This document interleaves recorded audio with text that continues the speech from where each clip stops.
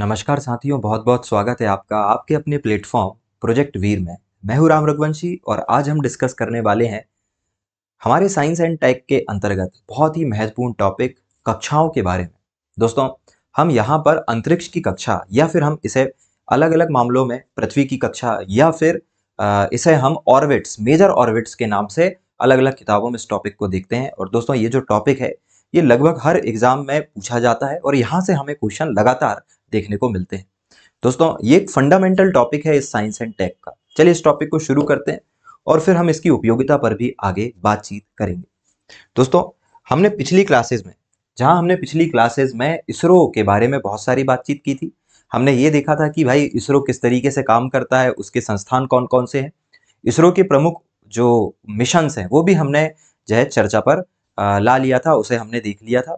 दोस्तों, जितने भी उपग्रह इसरो के द्वारा प्रक्षेपित किए जाते हैं, मतलब कि लॉन्च किए जाते हैं, उन उपग्रहों को अंतरिक्ष में ले जाकर किसी एक कक्षा पर स्थापित कर दिया जाता है और फिर वो उपग्रह उस कक्षा में गुरुत्वाकर्षण के प्रभाव के कारण ग्रह का चक्कर लगाते रहते हैं।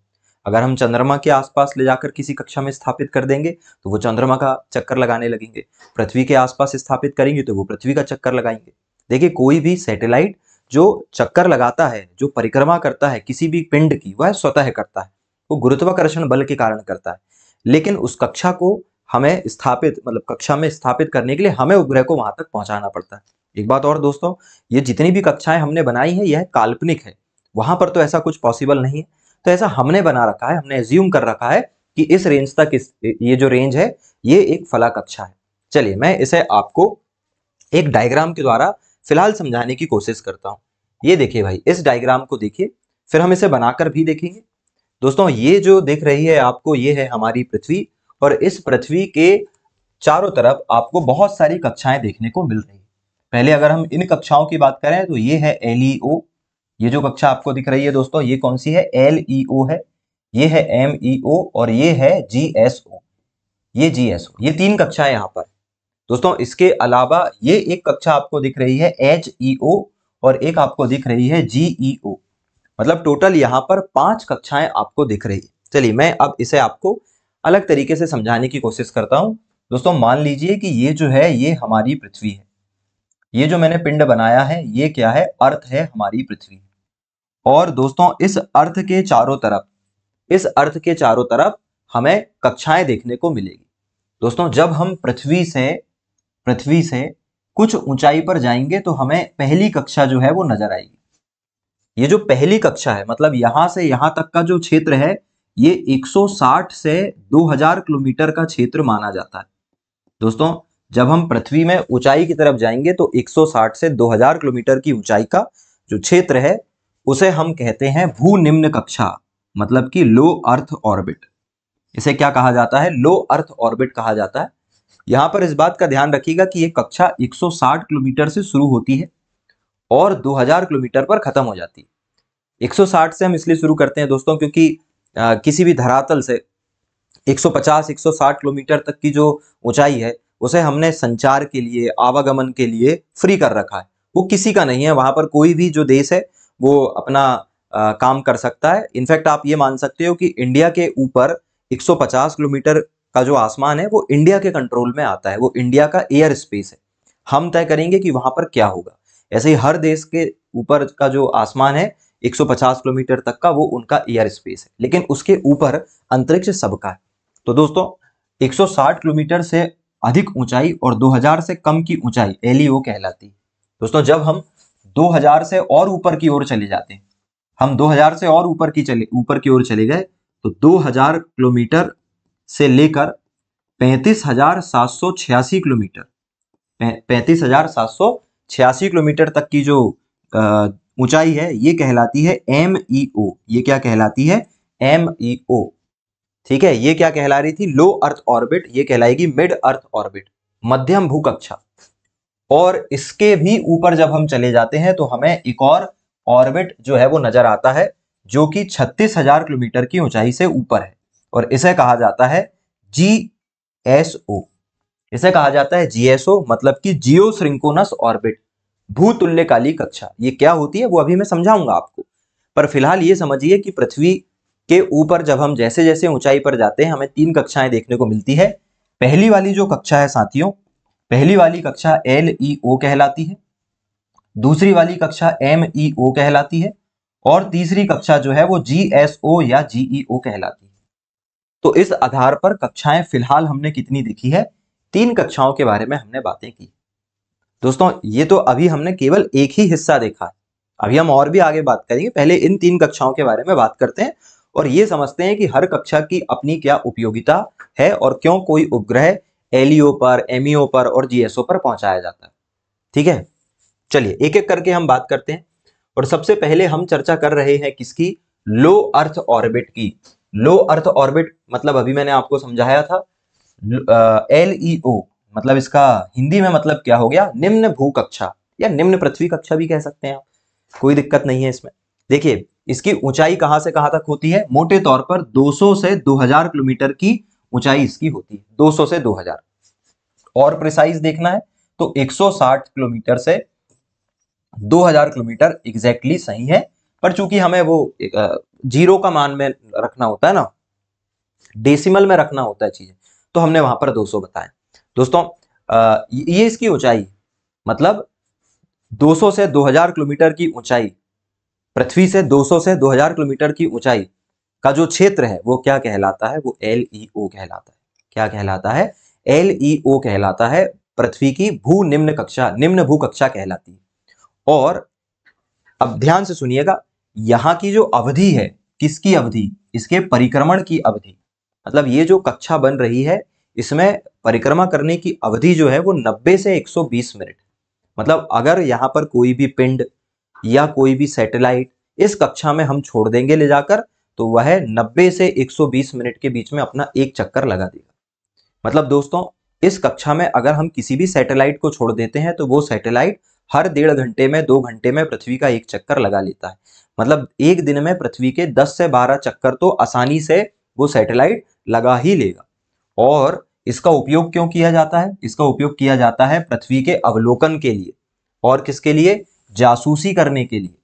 और इंटरनेशनल स्पेस स्टेशन भी इसी कक्षा में होता है दोस्तों, संचार करने के लिए भी इसी का उपयोग किया जाता है। क्यों किया जाता है अभी मैं फिर से बताऊंगा आपको, पर फिलहाल समझिए ये सब इसके काम है।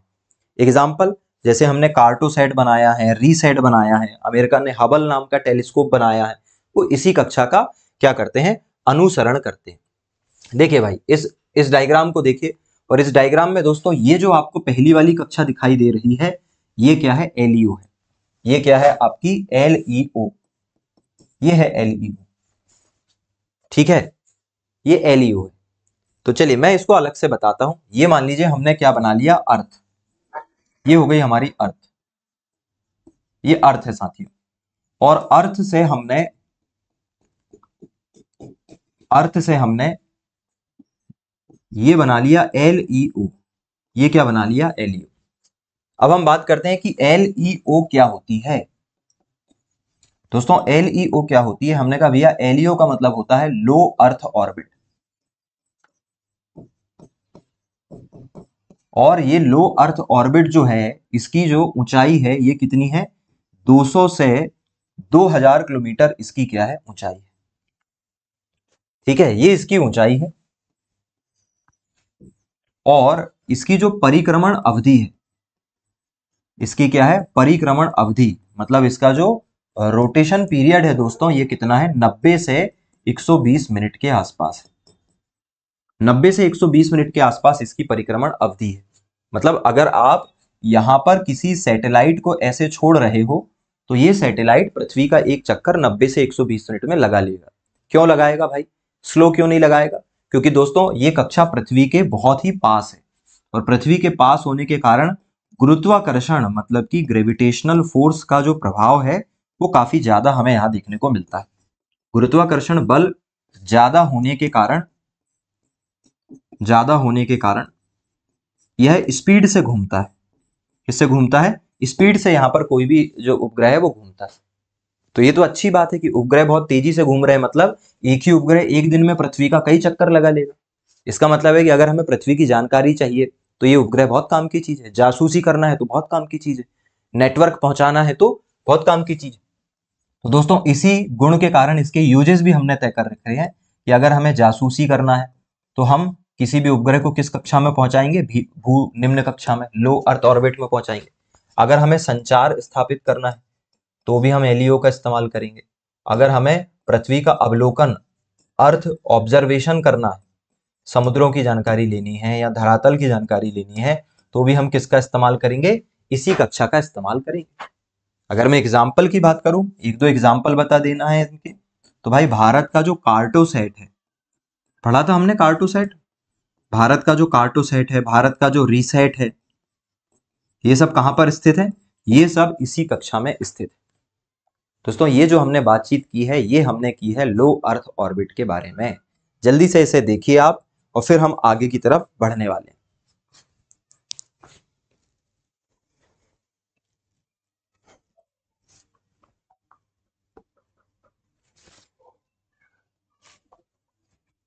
चलिए साथियों, तो मुझे उम्मीद है कि आपको एलईओ समझ में आया होगा। एक बार और देख लेते हैं। एलईओ पृथ्वी के सबसे पास स्थित कक्षा है जिसकी ऊंचाई या तो आप 200 पढ़ लो या 160 पढ़ लो, 160 से 2000 किलोमीटर के बीच की है। यह पृथ्वी के सबसे निकटतम स्थित कक्षा है, जहां की परिक्रमण अवधि 90 से 120 मिनट है, और गुरुत्वाकर्षण अधिक होने के कारण यहाँ जो उपग्रह हैं वो तेजी से घूमते हैं। और इसी कारण हम इसका उपयोग काय के लिए करते हैं भैया, अर्थ के ऑब्जर्वेशन के लिए करते हैं, संचार के लिए करते हैं, जासूसी के लिए करते हैं। और इसका एग्जाम्पल क्या है, इसका एग्जाम्पल है कार्टोसैट और रीसैट। दोस्तों लेकिन एक समस्या भी है। अगर हम यहाँ की समस्या की बात करें कि प्रॉब्लम क्या है, अगर हम बात करें कि इस कक्षा की प्रॉब्लम यह है दोस्तों कि यहाँ पर जो भी उपग्रह पहुंचाए जाते हैं, उपग्रह जल्दी खराब हो जाते हैं। उपग्रह जल्दी खराब हो जाते हैं मतलब बार बार हमें क्या करना पड़ता है, बार बार सैटेलाइट लॉन्च करना पड़ता है, क्योंकि बहुत तेजी से घूम रहे हैं और बहुत ज्यादा ग्रेविटेशनल फोर्स है। तो इस वजह से यहाँ के जो उपकरण है वो जल्दी खराब हो जाते हैं। तो हमें पृथ्वी का अवलोकन करने वाले उपग्रह हर कुछ महीने में बार बार भेजने पड़ते हैं। मतलब ये एक अलग प्रकार की समस्या हमें इस कक्षा में चलने वाले उपग्रहों में देखी जाती है। ठीक है, तो ये हमने बातचीत कर ली है किसकी, एलईओ की। अब हम बात कर रहे हैं किसकी, इससे ऊपर वाली कक्षा की, जो होती है एमईओ, मतलब कि मीडियम अर्थ ऑर्बिट, मध्य भू कक्षा या मध्य पृथ्वी की कक्षा। दोस्तों ये कक्षा 2000 किलोमीटर से शुरू होती है और 35,786 किलोमीटर तक की होती है।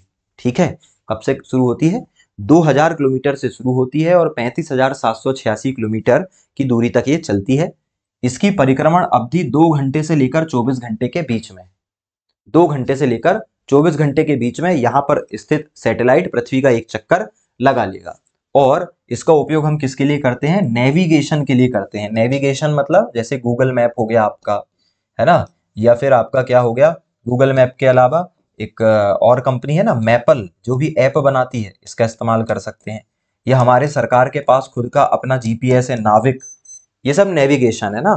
नेविगेशन को यूएसए में जीपीएस कहते हैं, अमेरिका में जो नेविगेशन सिस्टम है जिससे हम मैप चलाते हैं, रास्ता पता करते हैं, उसको जीपीएस कहते हैं, ग्लोबल पोजिशनिंग सिस्टम, है ना। यूरोप में उसे गैलीलियो कहते हैं, इंडिया में नाविक, रूस में ग्लोनास, ग्लोनास। तो अलग अलग नाम है दोस्तों। अमेरिका में इसका नाम क्या है, जीपीएस, नेविगेशन का, है ना। यूरोप में क्या है, गैलीलियो, इंडिया में नाविक, और रूस में क्या है, ग्लोनास। ये सब एग्जाम्पल है, काय के एग्जाम्पल है ये सब एग्जाम्पल है मीडियम अर्थ ऑर्बिट के। और अगर हम मीडियम अर्थ ऑर्बिट के बारे में अगर हम इस डायग्राम में देखें, चलिए मैं इसको आपके लिए बना देता हूं। देखिए फिर से हम देख रहे हैं यहां पर मीडियम अर्थ ऑर्बिट, एमईओ, हम इसके बारे में बात कर रहे हैं। इसका फुल फॉर्म क्या होता है, इसका फुल फॉर्म होता है मीडियम अर्थ ऑर्बिट, मध्य भू कक्षा। हिंदी में क्या होगा, मध्य पृथ्वी कक्षा या भू कक्षा। और साथ ही उसके बारे में अगर हम बात करें, एक डायग्राम पहले हम बना लेते हैं। ये है भाई अर्थ, और अर्थ के चारों तरफ पहली जो कक्षा मिलेगी वो क्या कहलाएगी, एलईओ। और दोस्तों इस एलईओ के ऊपर, इस एलईओ के ऊपर क्या होता है, एमईओ। क्या होता है, एमईओ। अब हम बात किसकी कर रहे हैं, एमईओ की बात कर रहे हैं। और इस एमईओ की जो ऊंचाई है, एमईओ की ऊंचाई कितनी है, ये है 2000 किलोमीटर से लेकर 35,786 किलोमीटर, ये रेंज है। इस रेंज में जो भी उपग्रह घूमेगा वो किस कक्षा का अनुसरण करेगा, एमईओ का अनुसरण करेगा, मतलब कि मीडियम अर्थ ऑर्बिट का क्या है, वो पालन करने वाला है, उसी में वो घूमने वाला है। दोस्तों यहाँ का जो परिक्रमण का काल है, या जिसको हम कहते हैं कि रोटेशन पीरियड है, परिक्रमण है, ये 2 घंटे से लेकर 24 घंटे के बीच में हो सकता है। 2 घंटे से लेकर 24 घंटे के बीच में हो सकता है। मतलब जो भी उपग्रह यहाँ पर घूमेगा वो या तो 2 घंटे में, जैसे अगर एकदम पास में घूम रहा है तो 2 घंटे में परिक्रमा कर लेगा, और एकदम दूर घूम रहा है तो 24 घंटे में पृथ्वी की या किसी भी ग्रह की क्या करने वाला है, परिक्रमा करने वाला है। अब अगर हम इसके उपयोग की बात करें कि इस कक्षा का उपयोग क्या है, तो दोस्तों जितने भी नेविगेशन से संबंधित सैटेलाइट होते हैं, जितने भी नेविगेशन से संबंधित सैटेलाइट होते हैं, ये सारे के सारे सैटेलाइट जो है वो इसी कक्षा में प्रक्षेपित किए जाते हैं। जैसे अमेरिका का जो जीपीएस है, अमेरिका का क्या हो गया, जीपीएस, ठीक है। भारत का क्या हो गया, नाविक, नाविक कहां का है, भारत का। और भी अगर हम बात करें, ग्लोनास, ग्लोनास कहां का हो गया, रूस का। इसके अलावा गैलीलियो, गैलीलियो कहां का है, गैलीलियो, गैलीलियो कहां का है, यूरोपियन यूनियन। दोस्तों इस तरीके से जितने भी नेविगेशन है, ये सारे के सारे नेविगेशन जो है सैटेलाइट, ये एमईओ में जो है वो गति करते हैं। तो ये एक ऐसी कक्षा है जिसका इस्तेमाल हम पृथ्वी के अवलोकन, जासूसी उसके लिए नहीं कर सकते, क्योंकि बहुत दूर है ना। यहाँ पर आप जैसे जैसे दूर होते चले जाओगे वैसे वैसे अर्थ की सटीक इंफॉर्मेशन लेना आपके लिए मुश्किल हो जाएगा। लेकिन हाँ, एक बात अच्छी ये है कि यह एलईओ की तुलना में, अच्छी बात यह है कि एलईओ की जब हम तुलना करें तो उसकी तुलना में यहाँ के जो उपग्रह होते हैं वो ज्यादा चलते हैं, उपग्रह ज्यादा चलते हैं, क्योंकि दोस्तों यहाँ पर ग्रेविटेशनल फोर्स जो है वो कैसा हो जाता है, थोड़ा सा कम हो जाता है, और कम ग्रेविटेशनल फोर्स होने के कारण यहाँ पर सैटेलाइट जल्दी खराब नहीं होते। तो इसे भी देख लीजिए साथियों, फिर हम आगे की ओर बात करने वाले हैं।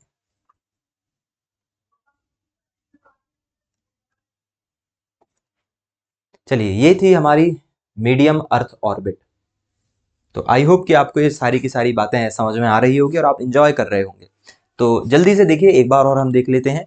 पृथ्वी से 2000 से 35,786 किलोमीटर तक का जो स्पेस है, जो अंतरिक्ष है, वो क्या कहलाता है, मीडियम अर्थ ऑर्बिट कहलाता है।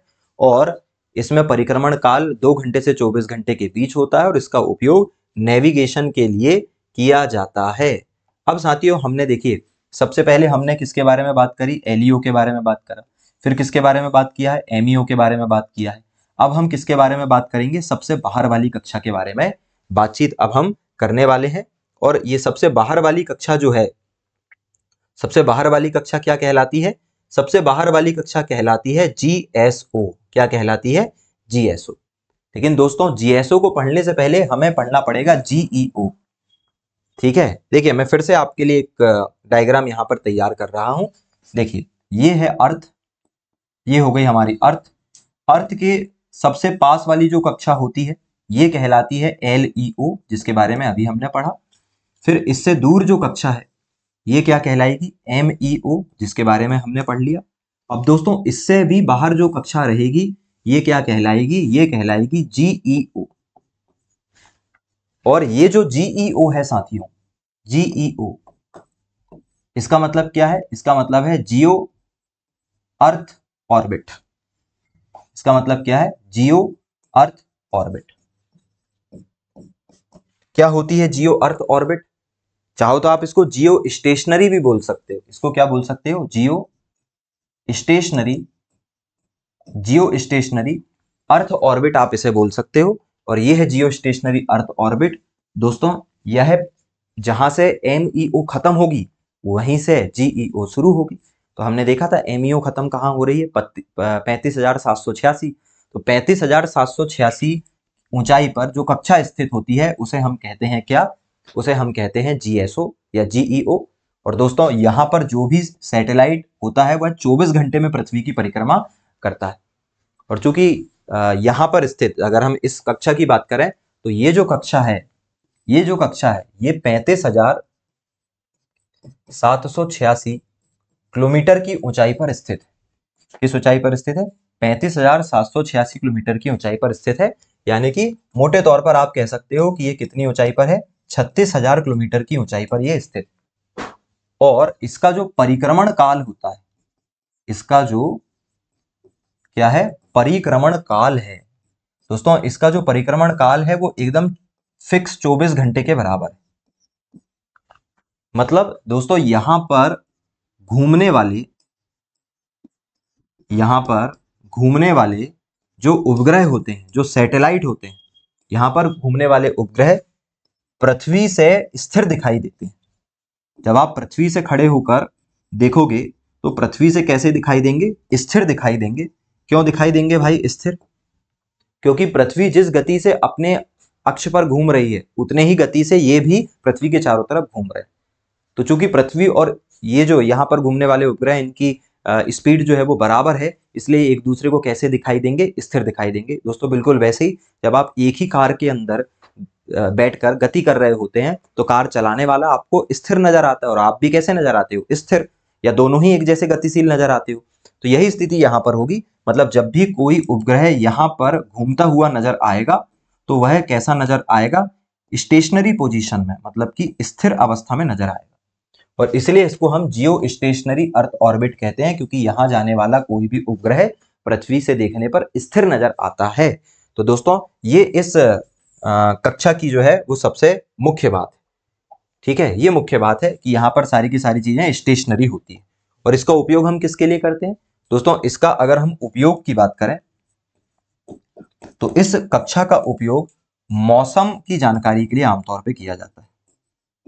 ठीक है, मौसम अनुसंधान के लिए किसकी जानकारी को किसका उपयोग किया जाता है? जियो स्टेशनरी अर्थ ऑर्बिट का उपयोग या जीईओ का उपयोग हम आमतौर पर करते हैं। ठीक है, ये देखिए भाई, तो ये जो आपको कक्षा दिखाई दे रही है ये क्या है? जीएसओ, जियो स्टेशनरी अर्थ ऑर्बिट। मतलब इस कक्षा में जो भी सैटेलाइट घूमेगा ये सैटेलाइट पृथ्वी से कैसा नजर आएगा? स्थिर नजर आएगा। और चूंकि स्थिर नजर आएगा और पृथ्वी के बराबर ही घूमेगा तो पृथ्वी के मौसम के बारे में ये पर्याप्त जानकारी आसानी से ले पाएगा। तो अभी हमने अब एक और कक्षा के बारे में बात कर ली है, इसके बारे में जीईओ के बारे में, इसे भी देख लीजिए फिर हम आगे की तरफ बढ़ेंगे। चलिए, तो साथियों हमने अभी तक LEO, MEO और GEO के बारे में विस्तृत चर्चा जो है वो कर ली है और मुझे उम्मीद है कि सारी की सारी बातें जो है वो आपको समझ में आई होगी। ठीक है, तो ये सारी की सारी बातें हैं। अब थोड़ा सा ध्यान दीजिएगा। देखिए ये जो आपको डायग्राम दिखाई दे रहा है इसमें आपको दो प्रकार की कक्षाएं दिखाई दे रही है। ठीक है, एक तो ये कक्षा हो गई, मैं इसे थोड़ा क्लीन कर देता हूं ताकि आपको चीजें समझ में आ जाए। इसे क्लीन कर देते हैं। चलिए, अब देखिए यहां पर आपको दो प्रकार की कक्षाएं जो है वो नजर आ रही होगी। एक जो कक्षा है ये मान लीजिए पृथ्वी की भूमध्य रेखा है, तो इस भूमध्य रेखा के समांतर एक कक्षा जो है वो इस तरीके से है। मान लीजिए ये एक पृथ्वी है, तो इस पृथ्वी के इस तरफ से इस तरीके से, है ना, जिसको हम कहते हैं आड़ा, है ना, तो इस तरीके से अगर कोई उपग्रह जो है वो परिक्रमा कर रहा है तो जो कक्षाएं बनेगी वो यहाँ पर जो कक्षा बनेगी वो कहलाएगी LEO, फिर क्या बनेगी? MEO, और फिर ये क्या बनी? ये बनी GSO। इस तरीके से कक्षाएं बनेगी। लेकिन दोस्तों कक्षाएं ऐसी भी तो हो सकती है कि ये पृथ्वी है और ये पृथ्वी का क्या है? नॉर्थ पोल, उत्तरी ध्रुव, ये पृथ्वी का क्या है? साउथ पोल, और जो कक्षा है वो इसके समांतर इस तरीके से ऐसे जाए जैसे कि यहां पर आपको दिखाई दे रहा है। तो दोस्तों अब हम बात करने वाले हैं इन कक्षाओं के बारे में, जो कक्षाएं पृथ्वी के ध्रुवों से होकर जाती है। अभी तक जो हमने कक्षाएं देखी LEO, MEO और GEO, ये पृथ्वी के भूमध्य रेखा के समांतर होती है। ये पृथ्वी के भूमध्य रेखा के समांतर है। लेकिन अब हम बात ये करने वाले हैं कि कुछ कक्षाएं ऐसी है जो पृथ्वी के ध्रुवों से होकर जाती है, नॉर्थ पोल और साउथ पोल से होकर जाती है। क्योंकि पोल से होकर जाती है इसलिए इन ऑर्बिट्स को हम क्या कहते हैं? पोलर ऑर्बिट कहते हैं। क्या कहते हैं साथियों? पोलर ऑर्बिट हम इसे कहते हैं। और अब हम जो चर्चा करने वाले हैं वो इन्हीं पोलर ऑर्बिट की करने वाले हैं। भाई पोलर ऑर्बिट क्या होता है दोस्तों? ऐसी कक्षाएं जो ध्रुवों से होकर जाती है उन्हें हम क्या कहते हैं? ध्रुवीय कक्षा या फिर पोलर ऑर्बिट कहते हैं। यह पृथ्वी के ध्रुवों से होकर गुजरती है और इसका सबसे अच्छा फायदा यह है कि इससे हम पृथ्वी की पूरी मैपिंग कर सकते हैं। दोस्तों ऐसी कक्षाएं जो पृथ्वी के ध्रुवों से होकर जाती है, ये हो गई पृथ्वी और ये पृथ्वी के क्या हो गए? पोल्स। तो दोस्तों ऐसी कक्षाएं जो पृथ्वी के ध्रुवों से होकर जाती है, ये जो कक्षा है ये कहां से होकर जा रही है? पृथ्वी के ध्रुवों से। तो पृथ्वी के ध्रुवों से होकर जा रही है और इसकी हाइट रहेगी कितनी? 500 से 800 किलोमीटर। कितनी रहेगी? 500 से 800 किलोमीटर इसकी क्या रहने वाली है? ऊंचाई रहने वाली। तो दोस्तों ऐसी कक्षाएं जो पृथ्वी के ध्रुवों से होकर जाती है, 500 से 800 किलोमीटर की ऊंचाई से होकर जाती है, हम उन्हें क्या कहते हैं? ध्रुवीय कक्षा कहते हैं। इसकी ऊंचाई कितनी हो जाएगी? ऊंचाई हो जाएगी 500 से 800।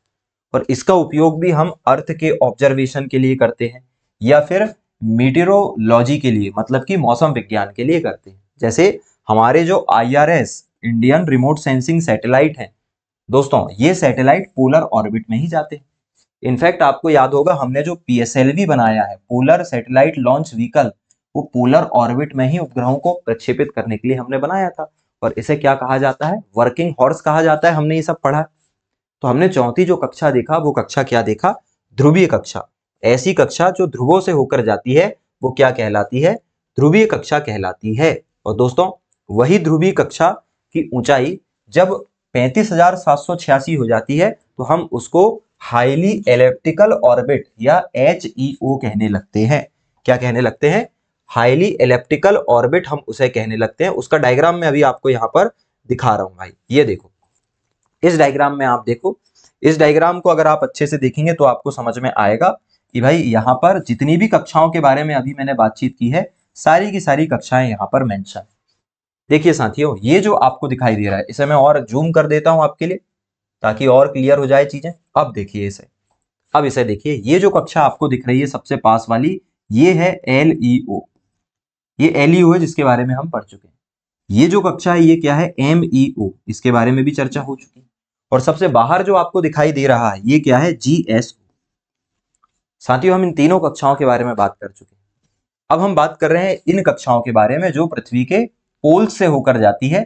और इस वाली कक्षा को हम, ये वाली कक्षा जो इस तरीके से होकर जाएगी, यहां से अगर एक कक्षा होकर जा रही है तो ये क्या कहलाएगी? पोलर ऑर्बिट कहलाएगी। क्या कहलाएगी? पोलर ऑर्बिट कहलाएगी।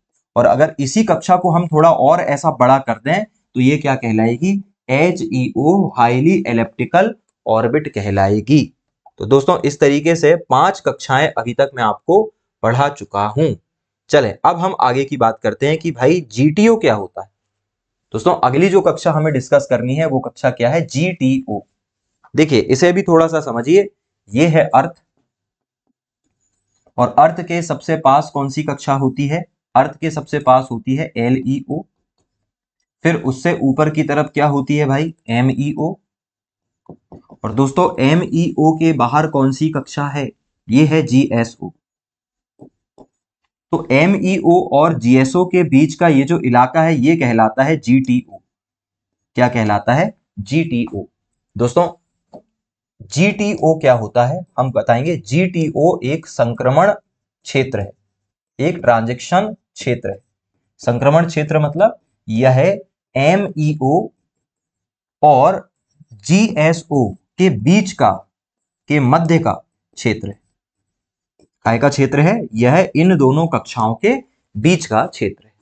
ठीक है, तो एक शब्द हमने और यहां पर क्या है? पढ़ लिया है। अगला जो शब्द है दोस्तों, अगली जो कक्षा हमें पढ़नी है वो है SSO। अगली कक्षा हम क्या पढ़ने वाले हैं? अगली कक्षा हम पढ़ेंगे SSO। SSO का मतलब होता है सन सिंक्रोनस ऑर्बिट। ये क्या होता है? सन सिंक्रोनस ऑर्बिट होता है। दोस्तों इसे कहा जाता है सूर्य तुल्यकाली कक्षा।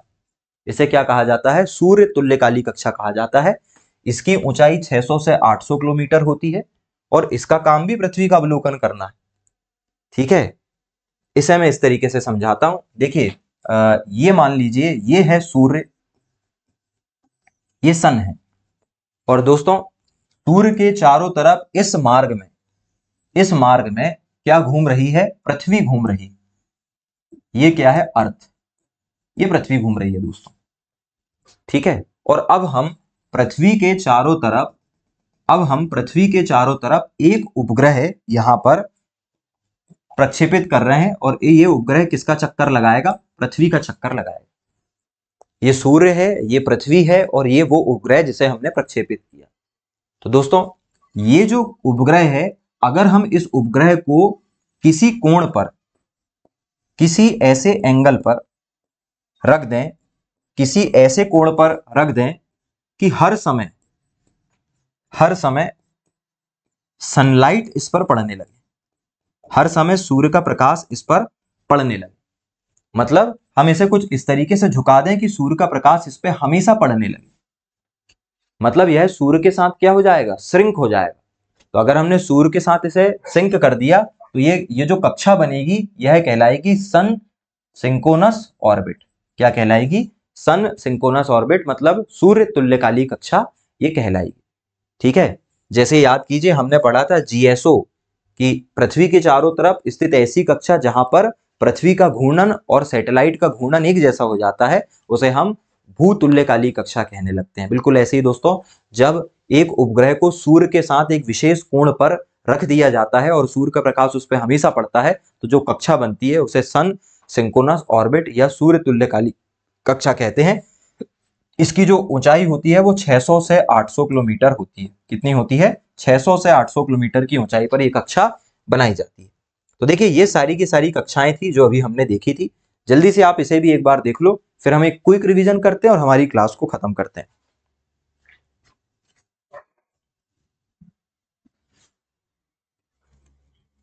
चलिए साथियों, अभी तक हमने क्या क्या देख लिया है पहले उसका रिवीजन करते हैं। बहुत ही हल्का, बहुत ही सरल सा टॉपिक था आज का हमारा। जल्दी देखिए हमने क्या क्या इस क्लास में देखा है। सबसे पहले तो मैंने आपको बताया कि पृथ्वी के चारों तरफ एलईओ, एमईओ, जीएसओ इस प्रकार की कक्षाएं होती है। और अगर हम इस प्रकार से बनाते, ऐसे बनाते, तो दोस्तों हमें यहाँ पर पोलर ऑर्बिट भी देखने को मिल जाता है ना। तो लेकिन मैं उसे नहीं बना रहा हूँ क्योंकि फिर वो बहुत अजीब दिखेगा। तो इस तरीके से हमने यहाँ पर ऑर्बिट्स देखे थे। फिर हमने एक एक कक्षाओं के बारे में बात की है। सबसे पहले हमने बात की है किसके बारे में? लो अर्थ ऑर्बिट के बारे में बातचीत की है कि लो अर्थ ऑर्बिट 200 से या 160 से 2000 किलोमीटर तक का एरिया होता है, जहां की परिक्रमण अवधि 90 से 120 मिनट के आसपास होती है। क्योंकि यहाँ गुरुत्वाकर्षण ज्यादा होता है, इसलिए यहाँ के सैटेलाइट बहुत तेजी से पृथ्वी की क्या करते हैं? परिक्रमा करते हैं, और इसलिए बार बार खराब हो जाते हैं, और यही यहाँ की सबसे बड़ी समस्या है। अच्छी बात यह है कि जासूसी करना हो, संचार करना हो, पृथ्वी का अवलोकन करना हो, तो यहाँ पर सैटेलाइट हम पहुंचा सकते हैं और ये बढ़िया काम करते हैं। चलें फिर हम आगे की बात करते हैं। हम बात करते हैं एमईओ की। एमईओ का मतलब होता है मीडियम अर्थ ऑर्बिट, जो कि 2000 से 35,786 किलोमीटर तक का एरिया है दोस्तों। और यहाँ की परिक्रमण अवधि 2 घंटे से 24 घंटे के बीच में होती है। इसका उपयोग नेविगेशन सैटेलाइट बनाने के लिए किया जाता है ना। मतलब कि जो मानचित्रण होता है और जो मैपिंग होती है वो इसी कक्षा में स्थित उपग्रहों के द्वारा किया जाता है, ठीक है। चलें फिर इसके बाद हमने अगला क्या देखा था? अगला हमने देखा था जीईओ, जो आगे चलकर यही क्या कहलाएगा? जीएसओ, मतलब जियो स्टेशनरी अर्थ ऑर्बिट। दोस्तों पृथ्वी से कितना? पृथ्वी से 36,000 किलोमीटर की ऊंचाई पर स्थित जो कक्षा होती है वो जीईओ कहलाती है। और यहाँ पर अगर कोई उपग्रह पृथ्वी के बराबर घूमने लगता है तो पृथ्वी से स्थिर नजर आता है, और उस प्रकार की कक्षा को क्या कहा जाता है? जीएसओ कहा जाता है। और मौसम के अनुसंधान करने के लिए ये कक्षा सबसे बेस्ट होती है, ये भी हमने देख लिया। फिर मैंने आपको बताया था पोलर ऑर्बिट क्या होती है। दोस्तों ऐसी कक्षाएं जो पृथ्वी के पोल्स से होकर जाती है उन्हें ध्रुवीय कक्षाएं कहा जाता है। क्या कहा जाता है? ध्रुवीय कक्षाएं कहा जाता है। और ध्रुवीय कक्षाएं पृथ्वी के मानचित्रण के लिए काफी अच्छी होती है।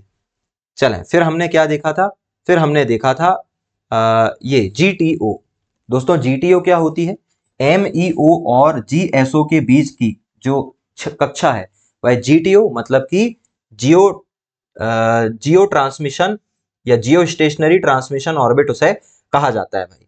और लास्ट हमने देखा है दोस्तों एसएसओ, मतलब कि सन सिंक्रोनस ऑर्बिट, मतलब सूर्य के साथ विशेष कोण बनाते हुए बनाई गई ऐसी कक्षा क्या कहलाती है? सन सिंक्रोनस ऑर्बिट कहलाती है। ओके, अब हमने यहाँ पर एक टेबल आपके लिए रखा है।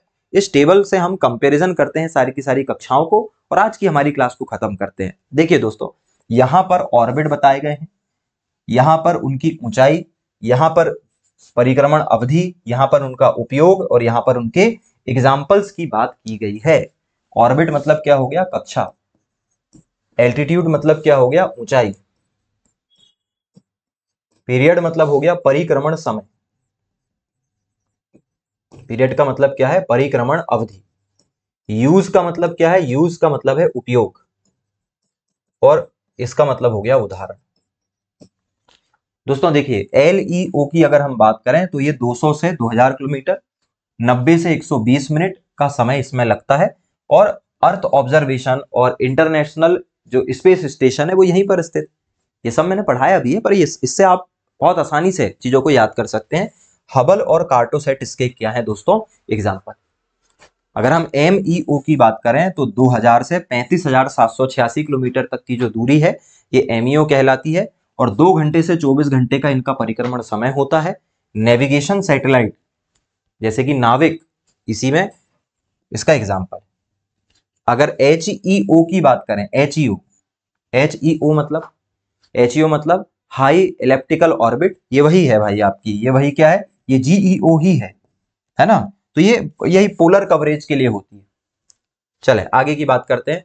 इसी तरीके से दोस्तों जो पोलर ऑर्बिट है वो 500 से 800 किलोमीटर की हाइट में होगा, लगभग 100 मिनट में परिक्रमण होगा। मैपिंग एपिंग के लिए इसका उपयोग किया जाता है, तो इसे आपको पढ़कर देखना है एक बार, है ना? GEO क्या होता है दोस्तों, इसकी भी हम बात कर लेते हैं। GEO 35,786 किलोमीटर की ऊंचाई पर स्थित कक्षा है और ये 24 घंटे में परिक्रमा करती है। टीवी का प्रसारण यहीं पर होता है। दोस्तों जब हम GEO में किसी सैटेलाइट को टिल्ट कर देते हैं, झुका देते हैं पृथ्वी के साथ, तो वह GSO कक्षा बन जाती है, क्योंकि ये इंक्लाइंड होती है पृथ्वी के साथ। बाकी सारी चीजें सेम होती है।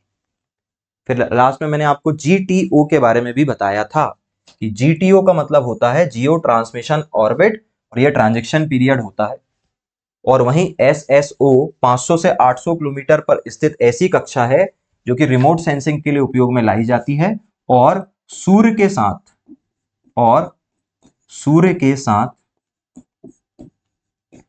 विशेष कोण बनाती है। और क्या बनाती है? सूर्य के साथ विशेष कोण बनाती है। तो ये सारी की सारी बातचीत थी भाई किसकी? कक्षाओं की। अब देखिए एक सिंपल सा मैप मैं आपके लिए बना रहा हूं और फिर हम इस क्लास को खत्म कर रहे हैं। देखिए भाई, ये है अर्थ।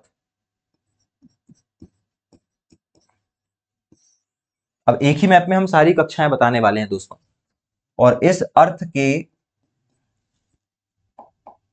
चारों तरफ 3 कक्षाएं आपको दिखाई देगी। दोस्तों इस तरीके से हमने ये कक्षाएं बनाई, ठीक है? इस तरीके से हमने ये जो कक्षाएं बनाई है, इसे हम ना और आसान करते हैं। अब हम इसे ना इस तरीके से बनाने वाले हैं। ये देखिए, ये जो कक्षाएं बना रहे हैं हम, ये इस तरीके से बना रहे हैं, क्योंकि ये जो कक्षाएं होती है ना, ये बीच वाली जो भूमध्य रेखा होती है उसके समांतर होती है। तो जो पहली वाली कक्षा है ये कहलाएगी LEO। ये क्या कहलाएगी? LEO। ये जो है ये क्या कहलाएगी? MEO। ये क्या कहलाएगी? MEO कहलाएगी, MEO। और ये क्या है भाई आपकी? ये है GSO। ये क्या है दोस्तों? GSO। और अब हम जो बना रहे हैं, अब हम जो बनाएंगे ये रहेगी आपकी क्या? Polar orbit. पोल से होकर जाने वाली कक्षा हम बनाने वाले हैं। ये हमने बनाया और एक कक्षा हम इसी के ऊपर इस तरीके से बना रहे हैं। तो हमने ऐसी 2 कक्षाएं बनाए दोस्तों। जो पहली वाली कक्षा है आपकी, जो पहली वाली कक्षा है ये कहलाएगी पोलर ऑर्बिट। ये क्या कहलाएगी? पोलर ऑर्बिट कहलाएगी, पोलर ऑर्बिट। और सेकंड वाली क्या कहलाएगी? HEO कहलाएगी, मतलब हाई एलिप्टिकल ऑर्बिट। दोस्तों इसके अलावा इन दोनों के बीच का ये जो क्षेत्र आपको दिखाई दे रहा है, इन दोनों के बीच का ये जो क्षेत्र है ये कहलाता है GTO। ये क्या कहलाता है? GTO। और एक हमने अलग से पढ़ा है जो कहलाता है SSO, सन सिंक्रोनस ऑर्बिट, जो कि सूर्य के साथ विशेष कोण बनाते हुए बनाई गई कक्षा सन सिंक्रोनस ऑर्बिट कहलाती है। क्या कहलाती है? सन सिंक्रोनस ऑर्बिट कहलाती है। तो साथियों, ये थी आज की हमारी क्लास, जिसमें हमने बहुत ही साधारण टॉपिक को डिस्कस किया है, जिसमें हमने पढ़ा है अंतरिक्ष में पृथ्वी की प्रमुख कक्षाएं। आई होप कि ये टॉपिक आपको समझ में आया होगा और इससे जुड़े हुए क्वेश्चन जो है वो आप आसानी से लगा पाएंगे। ठीक है, हम मिलते हैं अगली क्लास में, जहां हम डिस्कस करेंगे इसी तरीके से साइंस और टेक के बाकी टॉपिक्स को। नमस्कार, पढ़ते रहिए हमेशा और मोटिवेट बने रहिए।